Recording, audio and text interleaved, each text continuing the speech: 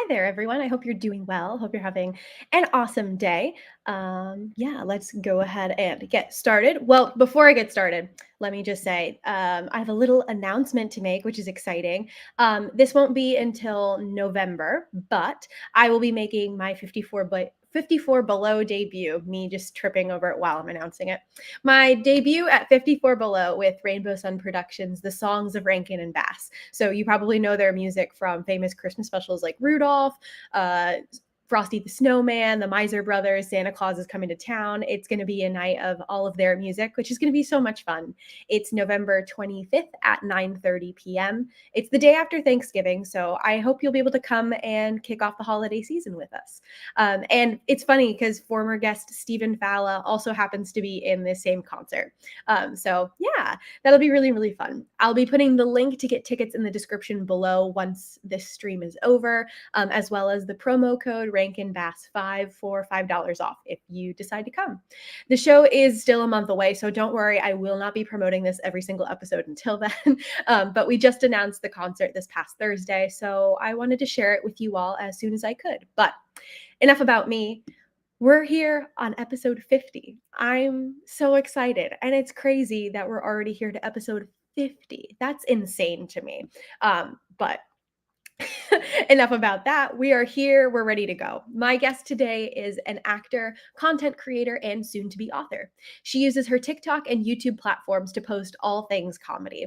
To check her out, visit her on TikTok and YouTube. I'll add those links below as well. She's incredibly smart, talented, and wickedly funny. If you have the app, you've probably seen her on TikTok. So without further ado, this is Emily FitzGerald. That was such a nice opening. Thank you. Thank you. Thank you. How are you today? Yeah, I'm alive, so good. You know, that's all we can ask for sometimes. Oh my gosh.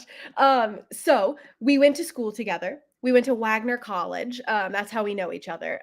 You were a year younger than me, but we were both theater kids. And Yeah. I'm trying to think about it. I don't know that we had any classes or shows together. Correct me if I'm wrong. No, you're not wrong.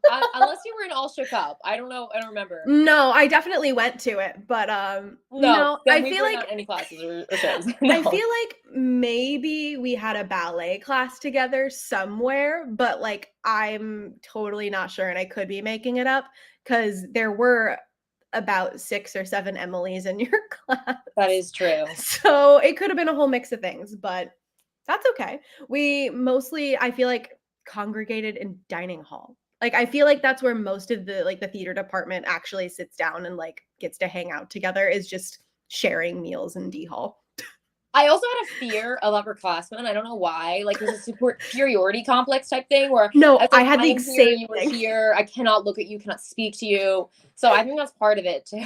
No, I was the exact same way coming in as a freshman. I'm like, "You're only a year older than me, but you perform like you're on Broadway, so I'm gonna run away and hide in this corner." So I understand the feeling. Good old superiority complex. But I did run the soundboard for Or. I can claim that, which you were in. That is So true. honestly, I think that was probably the first glimpse I got into how big of a character actor you are. And that's like the only thing I did. I really literally did like nothing at Wagner. No offense to Wagner College. I just didn't do anything there. Yeah, But that's okay. yeah. It's completely okay. Everyone has their own like path and things like that. But your character was so bonkers in Or. That was Yeah. just such a wild and fun show. Cause like Yeah, it that was was the best thing I did there. I know, yeah. no joke. It was the best thing. No, It was the that's best fair. experience. That's fair. And like it was just because like it was all this heightened language, but then you came in for maybe like 10 minutes, did your thing, and you were like, bye, and you That was stole the it. show. So, Well, thank you. You know, yeah, it was the best role because of that, because I just had to come on, be absolutely ridiculous, and then leave. yeah, And like those are the most delicious things to do because you don't have to spend all that time going off book. Like yeah. you just do it. People love it, and you go off, and you're like, well, You're like, I'm here. I'll see you at the stage door. Like exactly. amazing. So how going back to the beginning of things, how did you first get started in theater? Oh, I've always done theater. I started in theater probably when I was 8, and it was because I wanted to be like Dakota Fanning, and I told my mom, I was like, you need to get me an agent, like I need to be a child actor, and she said no Like, because she was a nurse and didn't have the time to do that. So she put me in acting classes, and I did those. And like it was all well and good. I feel like I was always a little greedy for wanting lead roles when I was younger. So it's a bit of a diva. I've calmed down since. And then like in middle school I did theater, elementary school I did theater, in high school I went to performing arts high school I did I didn't theater. know that. So I went to Wagner College for musical theater. So I just have always been in that world. Yeah, you're just like from the beginning, you were like, spotlight me I now. just, where is it? Yeah. Well, and it was funny because like I know when I was a kid, I was kind of similar in that I was like, Barney, there are kids on that. How do I get on that? My parents were like, Yeah. well, you have to like it's acting, but like you have to like get an agent. And I'm like, cool, so let's get an agent. And they were like, they had a theory that at the beginning, they were like, I think she just wants to meet Barney. And so they were like kind of brushing it off. And then looking back, they're like, huh, I guess she kind of was like into actually what was actually Yeah. happening. And I'm like, well, too bad. I mean, it's okay. It all worked out in the end. So, but yeah, so I'm curious then, since you have done theater all the way since the beginning, since you were a little tot, what was sort of maybe that overture or light bulb moment for you that where you're like, oh, but like I'm actually going to pursue this as a career and like make money off of this and use it for life.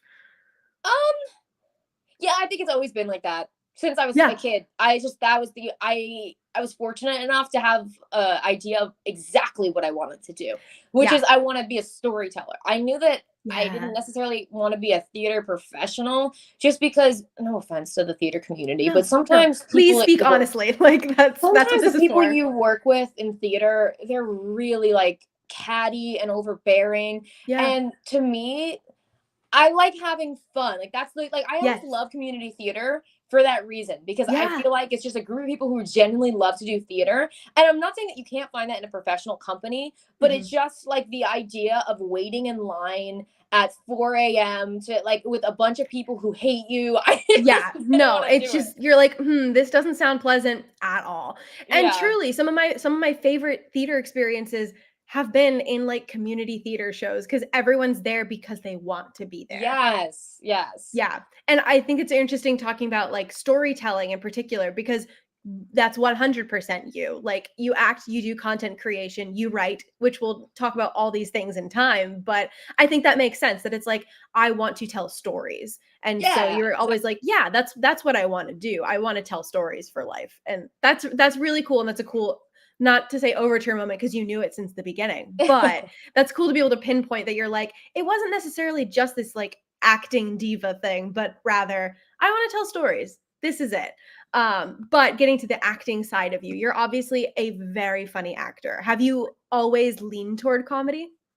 Yeah, I love comedy, and I think part of it is kind of like in the diva as like the diva world because when you are funny on stage, you get that audience reaction. And so I eat that up. And for me, it's like I do not care. I have no embarrassment. I will Yeah. do whatever I need to do. And like that's what I do still now on TikTok is I'll even hashtag my videos cringe because I kind of create my own secondhand embarrassment for people because I find it funny. Yeah, no, because then you've had like react videos that are like cringe things, and I remember you, like watching it, and you're being like, I don't think this is that cringe. So Yeah. I Oh think yeah, you saw my no, Stranger Things one. yeah, Yeah. no, that totally makes sense. And and that's so funny that you mentioned like the whole like being fearless part of it because I was gonna say I have to commend you for the fact that you are 100% fearless in your comedy. You're like, oh, you're gonna give me a thing, okay, I'm gonna go run with it, and it's so much fun to watch you do that both on stage and like in your TikToks. And that just makes me also curious. Have you ever considered like stand up or something like that?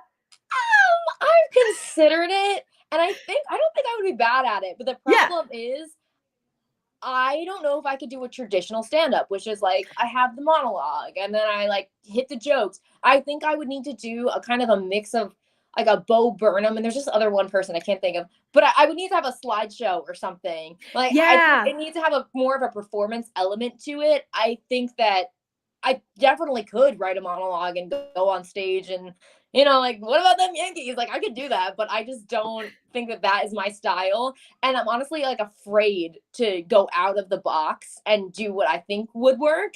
But I Yeah. have seen creators do that, like transition from their comedy on TikTok and do it live, and it works out well. So Mhm. I really think that if I did it, I shouldn't be as scared as I am, because if I had people who already know and love me come to support, like, they already have established that I have some credibility, so they're not Yeah. gonna sit there and be like, "Okay, is she gonna be funny this time?" So Exactly. They'll be I like, should I "Wait, we should get to give be it in the a same." whirl. Yeah, because it's like, "Oh, we get to be in the same room as her, like, trying this new thing? That's exciting." Yeah, Well, and yeah. I think that'd be cool, especially if you're, like, kind of, like, reframing as, like, this is a solo performance that is just me being insane and funny. Because I think those are some of, like, the best. So, yeah, you should definitely take a look at that.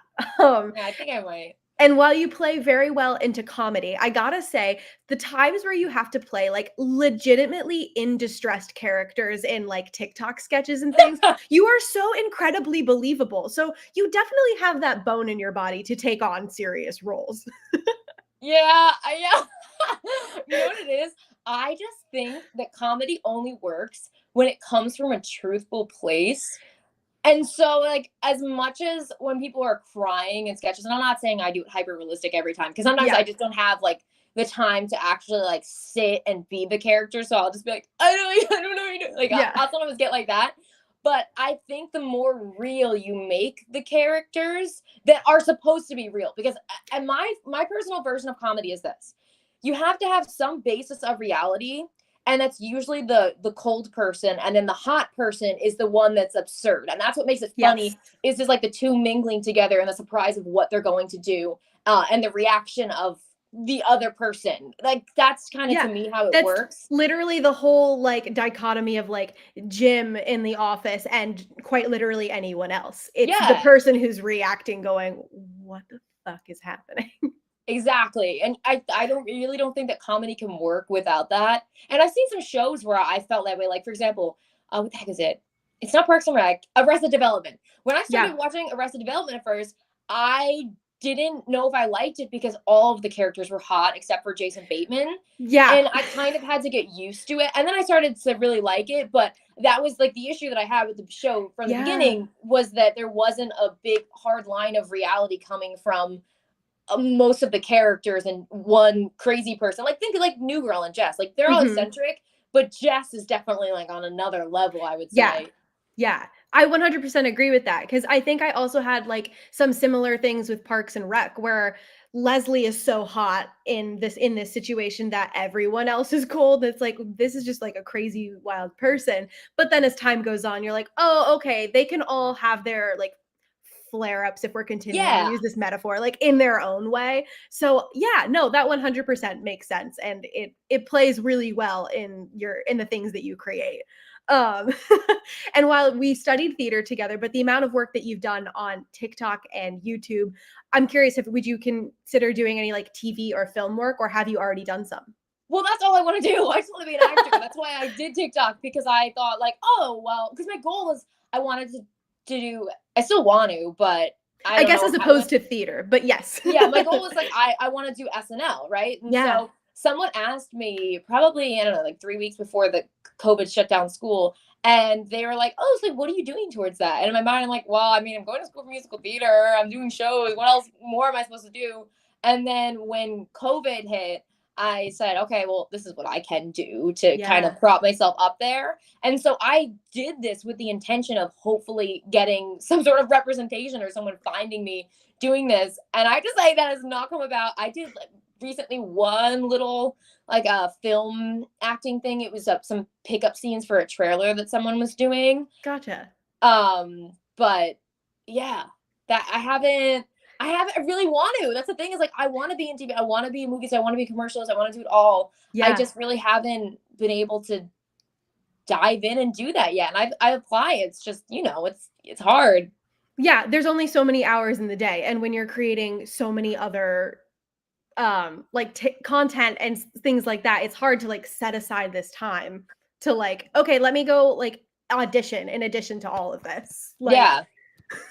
I still get so excited about auditions though. When they come up, I'm like, I gotta do it right away. I gotta do this. Like, Yes. it's exciting to me because I would love to be auditioning regularly. It's just like you said, you just have to put in that time also to make sure that you're applying to things, because it's not like they're gonna find you.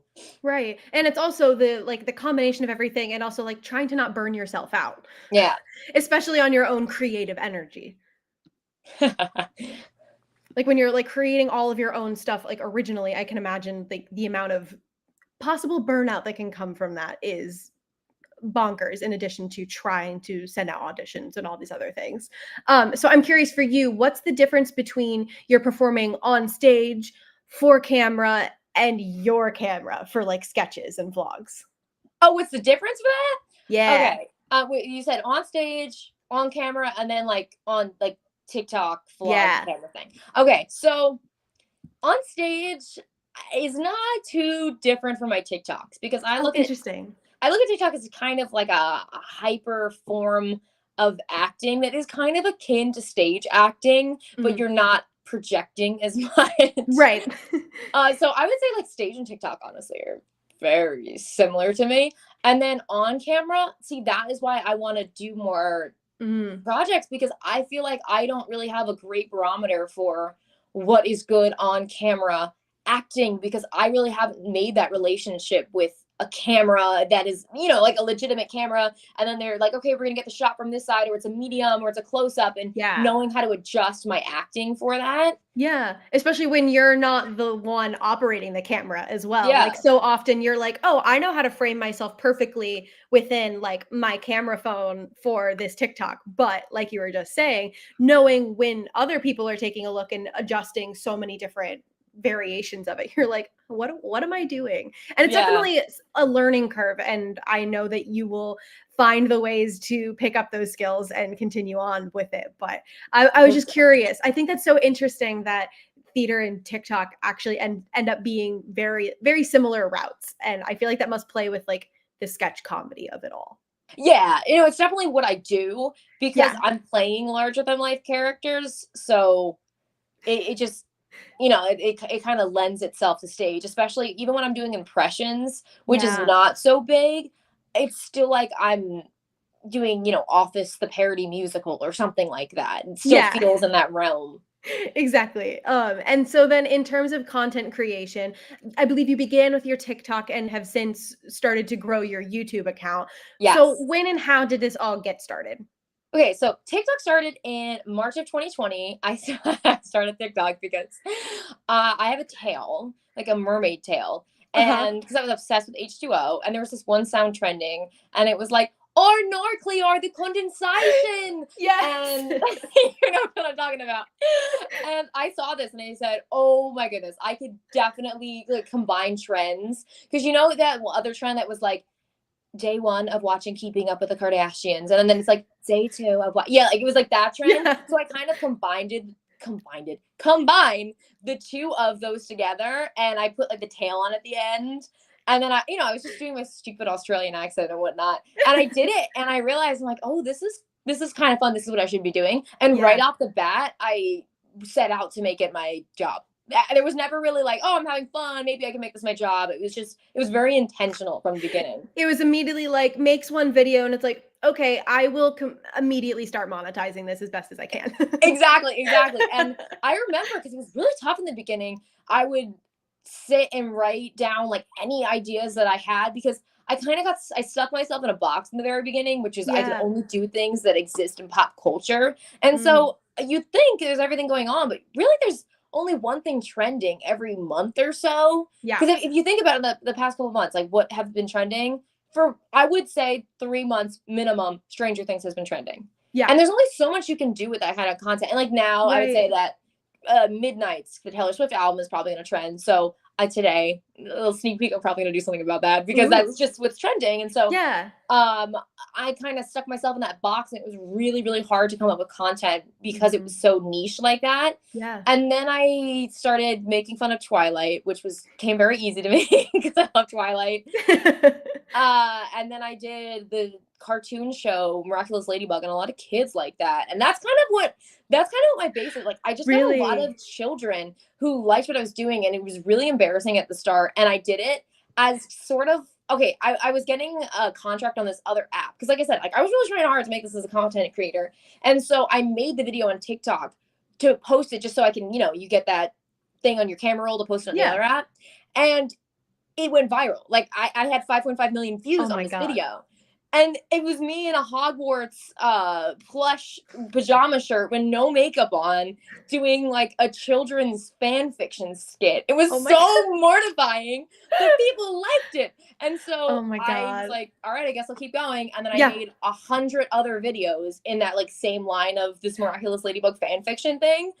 And and finally I got up to, I want to say it was like 180,000 followers. And then I said, I was like, guys, You're like, I can't do this I anymore. can't do this anymore. Like, this is not feeding my soul artistically. This is a little too much. I feel like I've exhausted this one. Yeah. And then that led me to transition onto YouTube, because Mm. I probably would say January of this year is when I stopped doing that. And then I was still working at my coffee shop, and I knew I wanted to leave it. I was like, all right, I need to find another way to monetize my content. So I put all of my shorts on YouTube, and it exploded. Yeah. Yeah. Like it was insane. Like you shot up on subscribers, like a crazy amount. And I was like, wow, like I didn't know what to do with myself, kind of thing, because at first I was like, wow, my first month, I've already made $800. I feel like it can only go up from here. And so I quit my coffee job, and then I was trying to do ads and stuff for content creation. But then again, it creeps in because it's like, oh shoot, there's no ads this month. And now my TikTok is making $100 a month because you know what it was? I had so many videos in the archives to just throw out that's why I was making $800, because it was just like, there's probably like 10 to 12 videos that are over a minute long that I can monetize. Yeah. And now that I don't have those videos, it's started to slow down. But yeah, things on YouTube have been insane. I'm now at 166,000, and I feel like I just hit 100K. Bonkers to me. Like, that's crazy to think about. And that's so funny that you're talking about the Miraculous Ladybug stuff, because here's the thing, it's not just children. There are many of us in our exact generation that have been like, okay, I understand this is a children's show. However, the structure of it is like what I need to see at a very basic plot point of like, oh, they definitely love each other, but neither of them know because of these crazy superhero misfit things. So I think it's very funny that you say that, because I'm like, it's not just children, Emily. It's not just children. I remember you commented on a video of mine, because I in the early days of my YouTube, I made a video with my friend, and we were just like eating donuts and talking about topics. And I brought up Miraculous Ladybug, and Laura commented, and she was like, oh, you watched that too? Yeah. And it's so funny because it's one of those things that I'm like, I definitely watch that on my own and do not talk about with other people. But like, it's so fun and wholesome. Like it's honestly really cute and sweet. Oh my gosh. So I'm curious, from the get-go, going back to like the beginnings of TikTok, was there like a learning curve for you for putting like your sketches on TikTok? Because a lot of us in our generation had a certain amount of like technical literacy built into us at kids and like editing videos, but going from like Vine, for example, to sometimes fully filmed and edited productions with green screens, what was it like to like build all those skills and use it to your comedic advantage? I have to say, I think I just was tech savvy. There wasn't really a learning curve. It just felt very user friendly, and that's what I liked about the app. And that's why another reason that I got into comedy was this guy. His name is Benny Drama. I don't know if you ever heard of him. I haven't heard of him, no, but okay. Well, he would do Kardashian spoofs, and what he would do is just like a green screen backdrop, and he'd have the costumes on it, and he'd make fun of all of them. And I always thought that's why I got into pop culture, because I said, that is what I want to do. Like, to me, I love that kind of comedy where you're just making fun of whatever is trending type of thing. And I could never do it because I have no capabilities of like, how do I get a green screen background behind me? And TikTok made it so accessible for me. Yeah. Because you already have like that capability. It's all like built in there. So you're like, okay, let me use that the best that I can. Like, that 100% makes sense. And luckily, I have a video of one of your TikToks that is definitely very popular. So if you haven't seen it yet, We're going to watch it right now. So Oh let God. me pull that up on screen. Oh my God. Where the am I? Texas? Max! Please. I don't want to die. Be quiet. I'll make it quick. Oh, piss off, Squidward. Ugh! How did you get in here? You think you're the first swamp creature with a dad bod to play mind games with me? Dad bod? Square up. If this was a Olympic sport, I'd be Michael Phelps. Who are you? Did Nancy and the gang send you? The Tim Burton looking with the perm? No, babe. You got a little something here. You are trying my patience. Have you tried a bag over your head or, I don't know, SPF? Shut up, Maxine. No, but seriously though, are you confusing hyaluronic acid for hydrochloric acid? Or are you just exfoliating with St. Ives? Do you want to die? Is that a threat or a promise, big boy? Forget Max. I'll kill you first. Close your eyes. Did you just kiss me? Yeah, it wasn't so great for me, either, bitch. You would taste like a Little Caesars pizza if the toppings were Vaseline, pepperoni, and necrotic fingers. Okay, that's it. Die! Hold on. Rue, now. Hey man, before I do this, I just wanted to say I loved you as Hank in Finding Dory. Rue. Sorry, this might hurt. Is he dead? Yeah, his head exploded, so I would say so. What's happening? Max! Max! You okay? You okay? I'm here. Did Eleven save you? And I'll go ahead and pause it there because it's a little bit longer than some of your other TikToks, but it's so much fun. And I also adore your Euphoria character. The crossovers are absolutely hysterical. Thank you. Oh my gosh. So and that's also a super fun thing that I love about your TikTok videos is that you have a lot of these characters that you develop and put them into lots of different situations. And then suddenly you'll have crossovers. And so everyone starts recognizing them and being like, oh my God, put them in this situation. Yeah, yeah. And like the weird thing about the Euphoria was I wish it was my own character because that would be amazing. Right. But like obviously, I didn't create Maddie and I didn't create Rue, but people know them so well. And so to me, it was just the perfect character to launch into anything because of one is like super, like unfeeling, numb to everything. And then the other one will attack you if need be. And so like, I hate to say it, but I feel like I'm secretly very mean because I love roasting. And like when sometimes we'll play theater games, like I did a theater thing recently and it was a murder mystery. And we did this game where, it was one of those things where you had to continually ask questions. Yeah. And I found just turned into a roast. Yeah. I felt like the questions that I kept asking, everyone was like, because I love leaning that way. And I'll get into myself too. Like I have no problem doing self-deprecating humor, but I think I'm just like a very judgmental person. And so it comes out in the form of a roast because I just love roasting. And so it's so nice when you do it through a character, it's not mean then because you're doing it to someone who's fictional. Yeah, because like when you call like Vecna greasy and like a Little Caesars pizza, like it's just beautiful at that point. It's just poetic justice. And obviously we've talked about your love of pop culture, but like it so much shows in your videos and like not just your love, but like understanding and comprehension of it and your willingness to take it and bend it into something else too, because you're fully aware of all the character dynamics in Stranger Things. And you're like, okay, how would they handle this brand new character who comes from somewhere completely different? And I think that's also what makes it fun because you're like, yeah, that character would respond that way.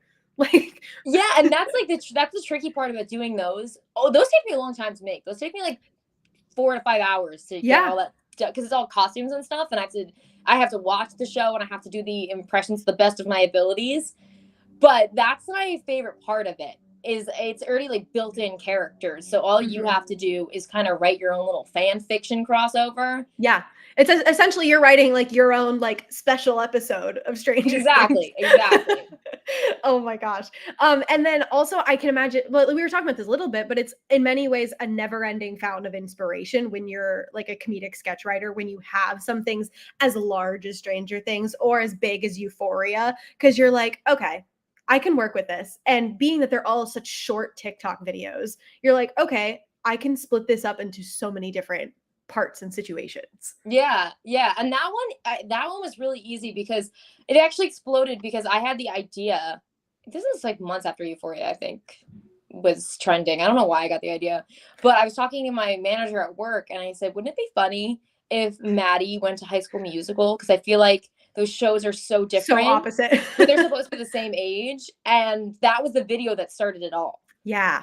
And then I kind of just went from there because people were like, oh, what if they were in Glee? Or what if they went to this school or this school? And I had so much fun. And especially when your like followers are like, hey, have you tried this? And you see that and you're like, oh, hell yeah. Yeah, that's the best part is the community aspect Yeah. of comedy. And I do that a lot because I go on live a lot. And I'll basically say like, hey guys, I'm looking to do a sketch today. What should I do? Kind of, and we brainstorm. Because that was the hardest part of the beginning of doing this is everything happens within a vacuum and you're just sitting there with yourself like what would be funny, what to do. Yeah. And now it's gotten so much easier because I have people who love and watch it and who want to see their suggestions made. So it's great for me because they're like, do color guard. I'm like, I don't know what that is, but if you tell me what that is, I can do You're that. like, I got it. Yeah.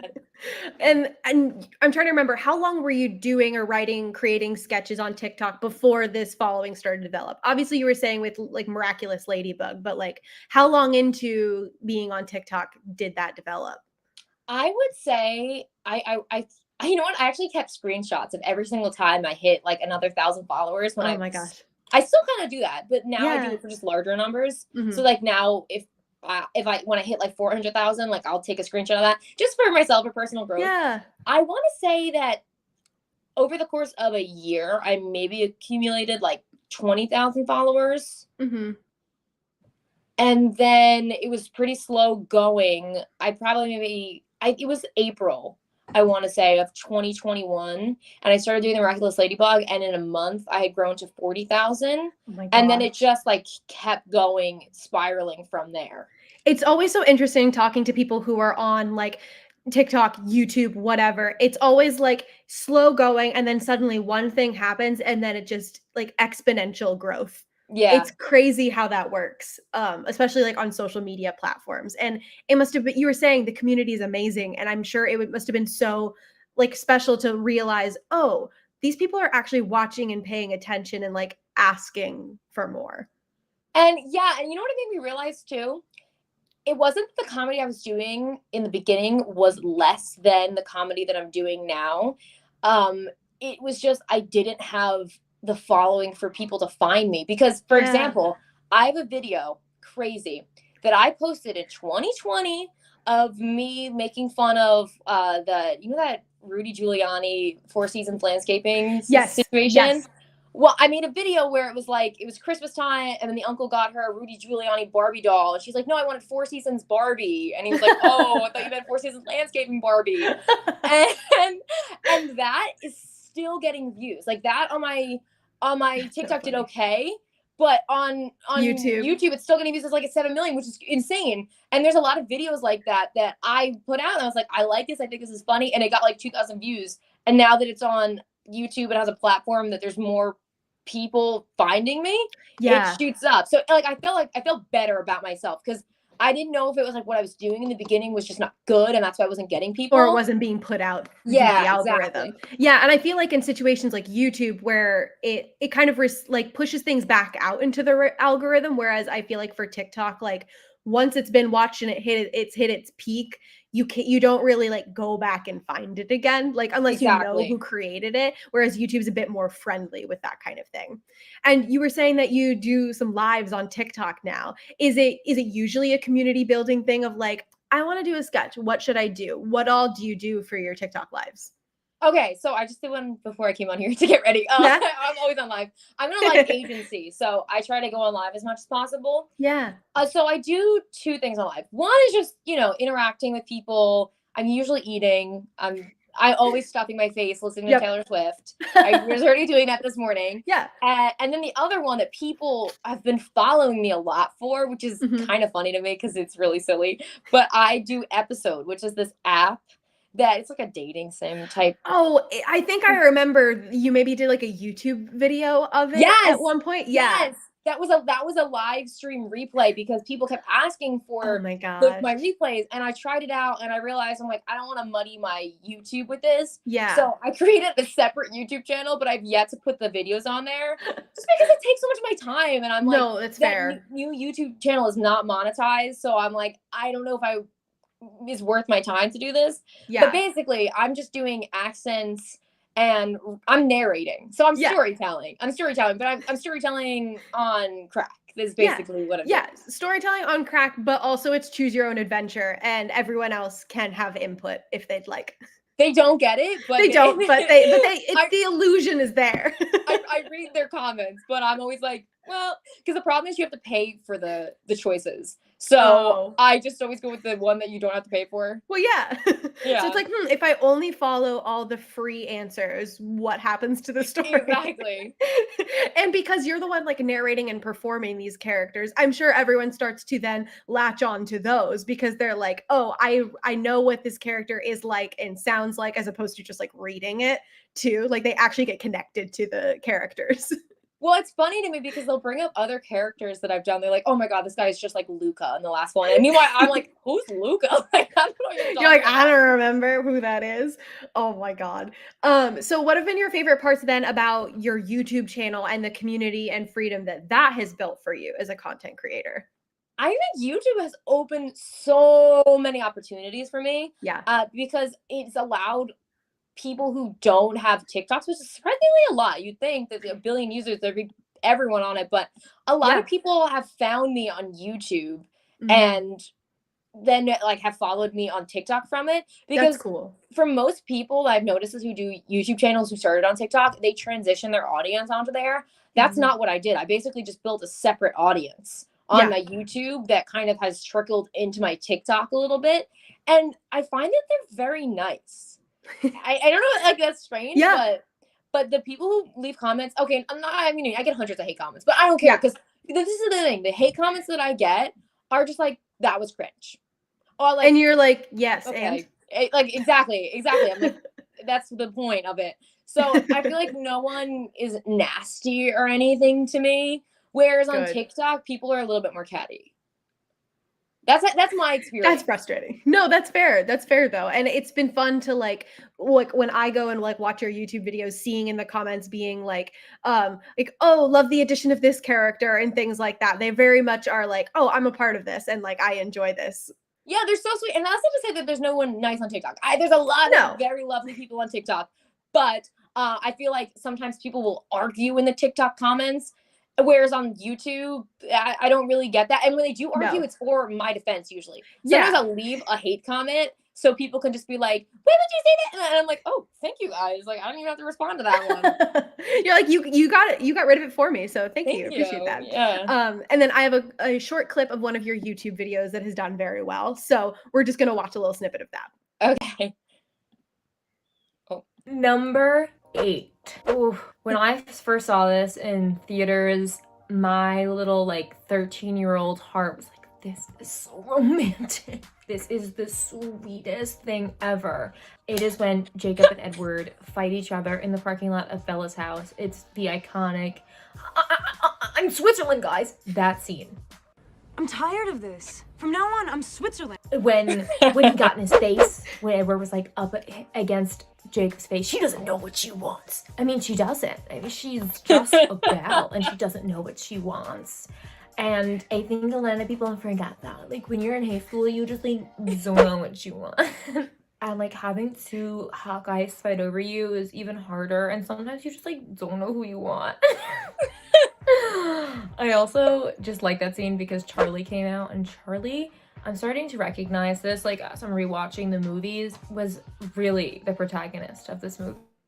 He is. It's true. What was I on in that video? No, it's okay. You were having a grand old time. But no, like, I don't know what you want in high school. I love that you get so much enjoyment rewatching these videos as well. Like this is fantastic. But no, that video is so funny. It's ranking all of the the best moments of Twilight, Yes. the best acting moments. I love that one, and especially pointing out the fact that Charlie is the protagonist, because like when you're older and you rewatch those videos, you're like, yeah, I'm on Charlie's side the whole time. Everyone else is insane. Seriously. Bella's out of control. It's also very funny to like go back and watch like older Kristen Stewart do Twilight, because I'm just like, that's a different human being. That's not the same human being we have now. I'm fully convinced she is completely transformed since then. I love her so much. Like I feel like if I had to credit one person for everything that I do, it's Kristen Stewart. Yeah. You know, everything, even like the style of acting and everything. It's just it's very you. Exactly. The last video I put out was me playing Kristen Stewart as Bella Swan. I mean, that's fair. That's fair. It's the SNL version of Kristen Stewart as Bella Swan. Exactly. Yeah, exactly. It's perfect. It's perfect. So in addition to all of this performing and things that you do, you're also a writer. So what genre do you write? I'm assuming fiction. Yes. Yeah, fiction. I don't need the nonfiction. I You're don't know like, that in real life. No, thank you. You're like, no, thank you. Is it fantasy? Is it realistic? What's the biz? So it's fantasy. I've always loved Greek mythology, and of course, I was a fan of Percy Jackson. Yeah. But you know what? I always wanted a love story with Hades at the center of it. I'm such a villain sympathizer. I don't know why. Like, I always love things like Wicked or things that humanize villains. Yeah. I humanize villains, specifically the ones that are what's the word that I'm looking for? Like in the canon of villains, you know, the ones that everyone knows. Like, it's example, I would do like a Boo Radley book kind of thing. This is not about Boo Radley, this book. No. But I love exploring that and seeing like, oh, did we maybe judge them incorrectly? Yeah. And so, I mean, Hades is not the main character of my book. He's in my book, but he's not the main character. But yeah, so that's kind of why I wanted to do this. I've always wanted to be an author because I was obsessed with Divergent and Twilight and Hunger Games. No, same with all of those. Yeah, very much so. This is just always like a goal of mine. I feel like I even more than being in like a movie or a TV show. I think it's the number one. And it's mostly because it involves a lot of self-discipline. And I think that if I can get over, you know, the hump of having to write for hundreds and hundreds of hours and edit it and put it out, regardless if it does well or not, that's such an accomplishment. And I can prove to myself that, like, if you can do it, you know, it doesn't seem so big. 100%. And so obviously you were a huge reader when you were younger. Was it from that point that you were like, I want to write too? Or was it something that kind of developed the more you read? Okay, so this is the funny did part writing of it. come first? I can distinctly remember being in 8th grade going, oh my goodness, I could never have a job as a writer because I hate it. Like, the problem is all the writing jobs are journalism, but I only ever wanted to write novels. And even in college, I didn't get an English major because I could have dual majored because it was all journalism based. And I knew I would never use that because I don't enjoy doing that. I actually kind of hate writing, but the reason why I do it is because I love reading my own writing. There's no greater joy to me. Seriously, like, reading is, I love reading. I started loving reading in middle school. I really wasn't a big reader before that. I hate writing, but the most satisfying thing ever is reading my own writing because it's a book perfectly curated for myself. Literally it is. Oh my gosh. Because I know I've had ideas like, I could totally make that a full story. But the idea of sitting down and actually just writing it is honestly just exhausting. Yeah. So, I mean, obviously, like, enjoying reading your own work is a huge part of it. But is there other aspects that keep you writing and enjoying writing? Well, okay, so I do this one thing, and I kind of like romanticize my writing because it's the only way I can get it done. Is I will take myself to either a Starbucks or a Panera or like a local cafe, and on the days that I have off, I will get up in the morning, get there for 8 a.m. and spend 2 to 3 hours sipping my like $7 coffee or whatever, and just sitting there with Thunderstorm and whatever, like classical music. I usually go for like the Dark Academia playlists. And I just sit there and I'm like, I'm a writer kind of thing. And it gets me to do it because when I say I'll do it at home, I don't. I have to create that environment for myself. Yeah, no, I think that's huge because I've definitely had times where I'm like, I need to sit and do this thing, but sitting on my couch doing it feels wrong. And like, I Yeah. can't actually get this done. Cause like, I know people who like could only do their homework in the library kind of situation. I feel like that's very similar, where it's like, I need a dedicated place to create like as simple as that. I like I know this is a little off topic, but I think that's really important because I used to in the beginning use my room as a place to create, and number one, it created a lot of mess because I had costumes and wigs everywhere. But also it just was like a dark place that I went in to go to sleep. Yeah. And so when I was doing stuff in there, I felt lack of motivation because that was very much like if I sit on a bed, gone, out. Like Yeah. I couldn't write or anything like that. So I kind of took over my guest room, which is great for me because Yeah. one, it has a lot of natural light, but two, it's just a separate space that I know when Mhm. I go in here, I'm doing something for work. And then when I go in my bedroom, like that's just to sleep kind of thing. I Yeah. don't see my bedroom as much these days. No, I think that's so super special and super important for like any type of creator being like, okay, where is the place? How can I set up this environment for myself to be the best productive person that I can when like creating? And Yeah. I'm curious, have you ever done NaNoWriMo? For those who don't know, National Novel Writing Month. I was curious if you've ever participated in that before.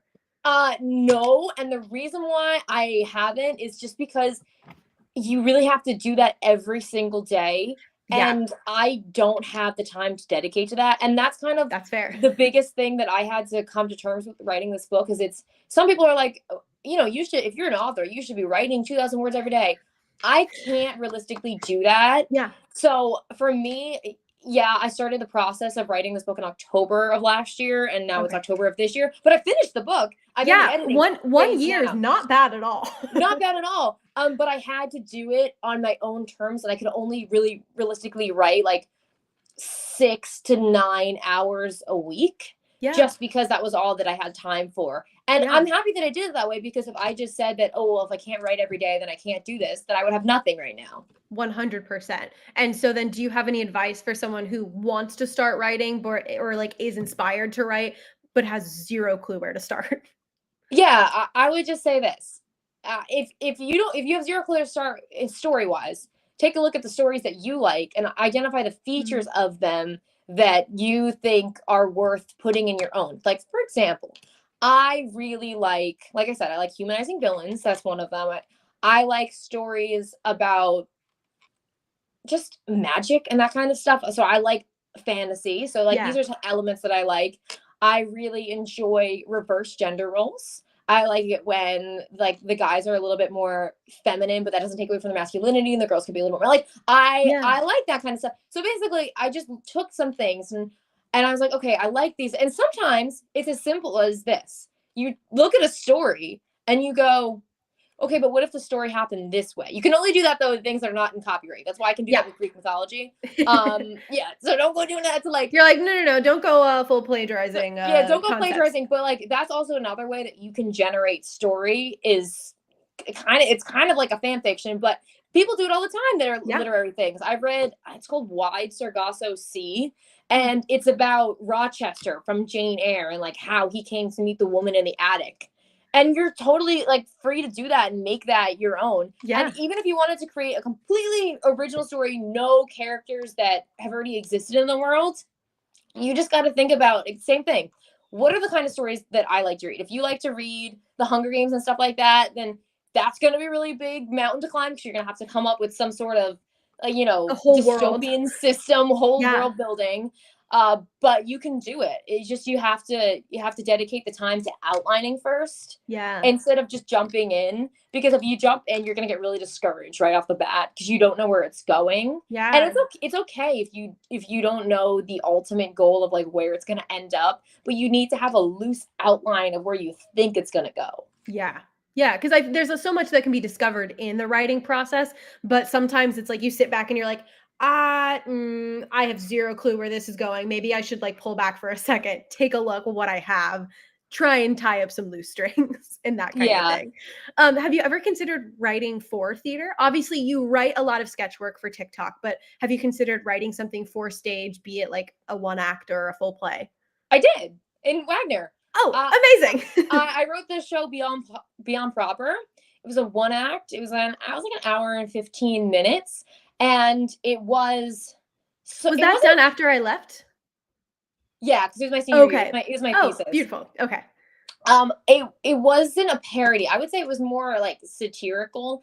And Yeah. I combined the ideas of Jane Eyre and Wuthering Heights and just the themes in Gothic literature because I loved Gothic literature. And they're so shocking. And I feel like people forget that. Yeah. And so I put them into this one night of just like crazy whimsy. And it's basically like this girl who her estate is on the line and she has to marry this rich dude, but the rich dude is like a misogynist and doesn't try to hide it at all, but he's also hyper feminine at the same time.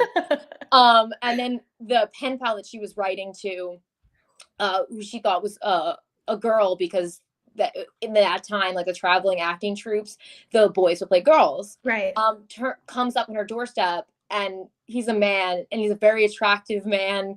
And now they're like both fighting for her, and they both get trapped in this estate on a stormy night. And it's just kind of the idiocy of, you know, how cloying romantic scenes are. It's like, oh, I long to like you know what I mean? Like that kind of stuff. And then basically it's like the girl who doesn't really have a personality taking a hold of her life. Yeah. I love that. That sounds like so much fun. Like I hope that either one, there's a recording of it that I can like go watch. Amazing. You should send that to me. Or also another version of it happens in the future so that other people can go enjoy and see it. Cause that sounds like an absolute blast. I'm so happy that I got to ask about that because I had zero idea about any of this, and that's so much fun. So you're talking a little bit about your book. You are soon to be a published author. Tell me about this. What's the book called? What is it about? I mean, share what you can, but like. Okay, guys, I'm very excited about this. I really need to work on my elevator pitch for this book, but it's called The 13th Flower. And my book is about a girl named Gemma, and she finds out that she is the daughter of Demeter.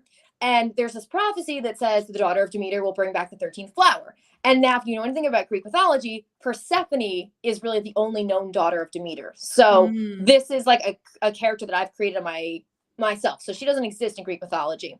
Yeah. And so everyone is assuming that she is this daughter of prophecy. And they are going after her, the villain being Hera in this book.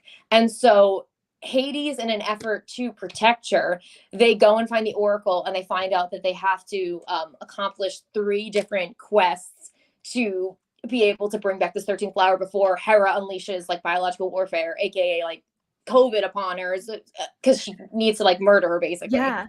And so so it's like a love. It's more of a romantic subplot, but it's quests with Hades, and you get to learn about his world, and then you get to meet the different people who exist in it and his friendships. And you know, a lot of people have secrets. That's like a big part of it. Is there are a lot of things that I breadcrumb throughout the book, but you don't know really until the end.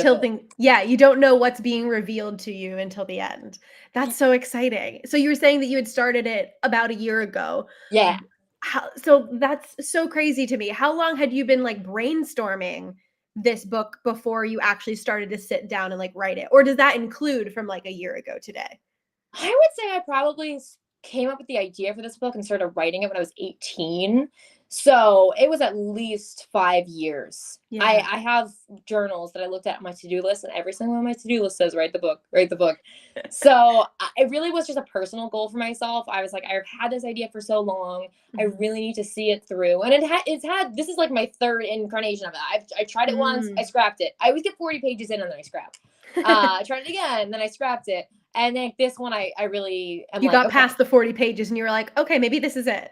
Maybe this is the one. And I think what I found was I wanted to start on the action, which is not a bad thing. Like, you want to give your reader something enticing, but I didn't give them time to know my character, because why do you care about what's happening to this character if you have no backstory of her? It's kind of like when you hear like, oh, this person died and you don't know them at all. You're like, that's sad. That's unfortunate.